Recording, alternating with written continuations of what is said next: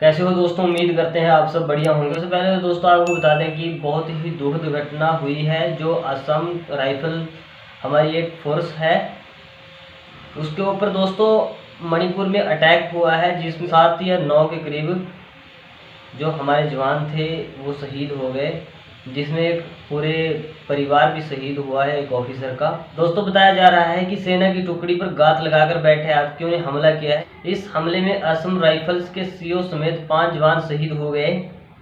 वहीं अफसर के परिवार के 2 सदस्यों की भी मौत हो गई। दोस्तों बहुत ही दर्दनाक घटना है ये, और ये कोई नई घटना नहीं है दोस्तों।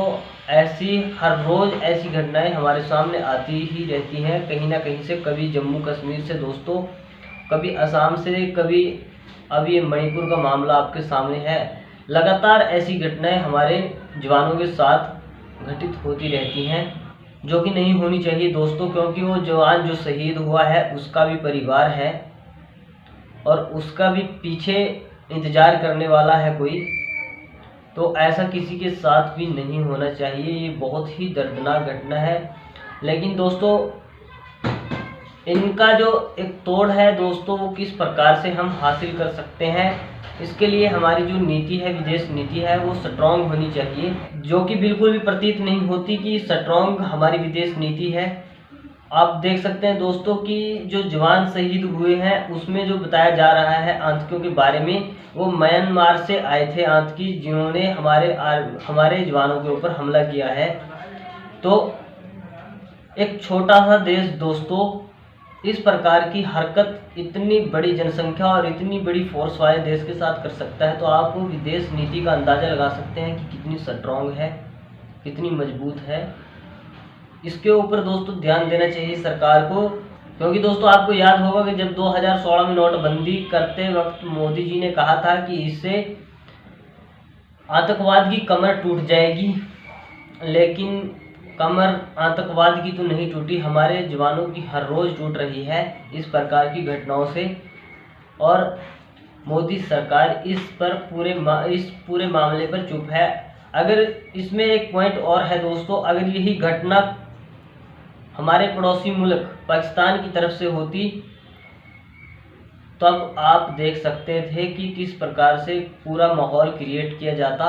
लेकिन दोस्तों ये जो घटना हुई है, ये एक म्यांमार जो देश है हमारा पड़ोसी, उस छोटे से देश के कुछ सैनिकों ने हमारे जवानों पर इस प्रकार से इस घटना को अंजाम दिया है। और दोस्तों इसमें अभी तक इतना बड़ा कोई रिएक्शन भी सरकार का सामने नहीं आया कि वो फटाक से इस पर कोई कार्रवाई करे।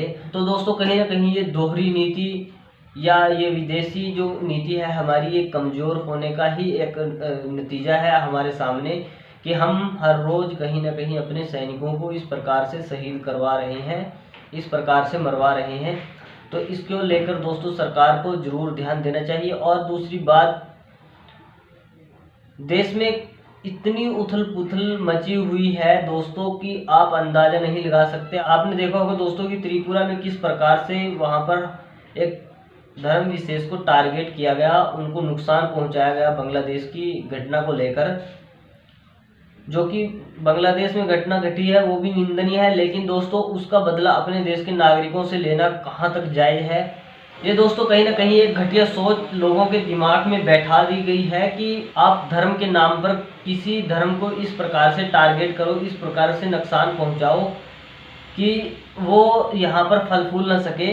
और ये उसी का ही नतीजा है जो त्रिपुरा में हिंसा हुई है, त्रिपुरा में जो घटना हुई है।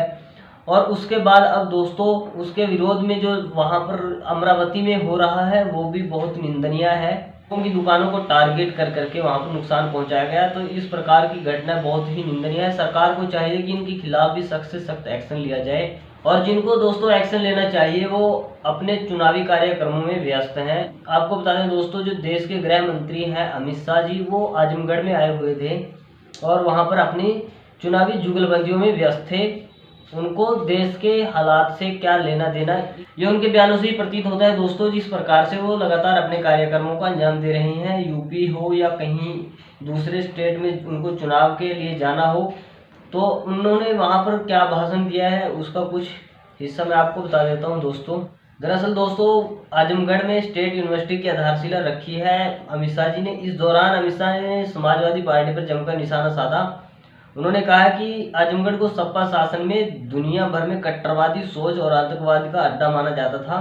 उसी आजमगढ़ की भूमि पर आज मां सरस्वती का धाम बनाने का काम होने जा रहा है।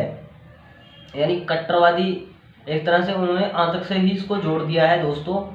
लेकिन हम आतंकवाद पर तो नहीं जाएंगे, उससे अलग इसको अगर देखा जाए तो आप देख सकते हैं यूपी का पिछले कुछ दिनों का इतिहास उठाकर कि किस प्रकार से वहां पर योगी सरकार का कामकाज रहा है।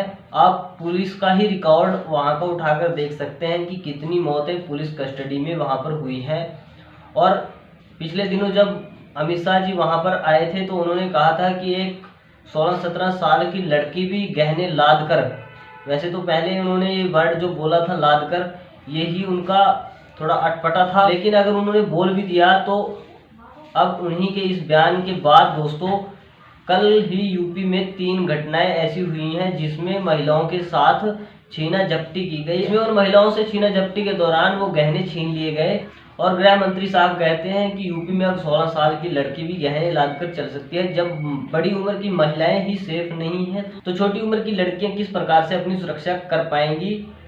उसी उत्तर प्रदेश में जहां पर दोस्तों सुशासन का दम यूपी के मुख्यमंत्री और केंद्रीय गृह मंत्री जी हर बार हर रैली में, हर चुनाव में, हर भाषण में भरते हैं। तो दोस्तों आज के लिए इतना ही। वीडियो के कमेंट बॉक्स में अपनी राय देना मत भूलें और वीडियो को लाइक शेयर करना भी मत भूलें और चैनल को सब्सक्राइब भी कर लें। धन्यवाद।